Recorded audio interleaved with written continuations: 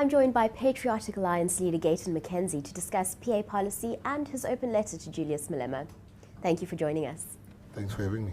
Now, your open letter to Julius Malema was widely circulated, and Malema basically said he's not particularly bothered about it. It doesn't faze him. Were you expecting that response? Well, you know what? Everybody that knows Malema knows that he's very outspoken. Everybody that knows Malema knows he's very rude. Everybody that knows Malema knows that you don't mess with him. Now, the mere fact that that's his response should tell you that he doesn't know what to say. He's got nothing to say. He can't say, I'm lying. That's just another way of him running away from the truth. We were expecting that, because everything I said there is no lie. And Julius Malema should have stood up and said, no, it's not like this, it's not like that. If you accuse me of anything, in any court of law, silence means, yes, I did it. So what made you write that letter? You know, there's many people that say maybe it's an electioneering ploy, or there's many people that say... Well, it is awfully well-timed. We're 12 days away from the elections, and suddenly you've got this scathing letter out to Julius Malema. First, let me start by saying that there's no better time to tell the truth. Secondly, I'd be lying if I sat here and say to you that no, I didn't even think that it can even forward what we stand for. There is that. But it's a very small part of why we wrote the letter.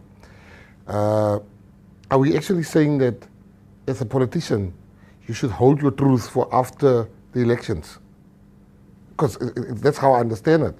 So if I see an injustice or I see somebody making mistakes, I shouldn't speak about it simply because it's election time and I might be accused of electioneering. Julius Malema is a real danger to this country. Julius Malema is the biggest threat this country has ever faced. Now, what people need to understand is that everything Julius Malema says affects all of us here. Because if this country burns, which it's going to happen, because I know, you know, and every right-thinking person knows that he's promising people heaven, and he can't produce even the earth. Julius Malema will take this country down with him. Julius Malema called white people land thieves.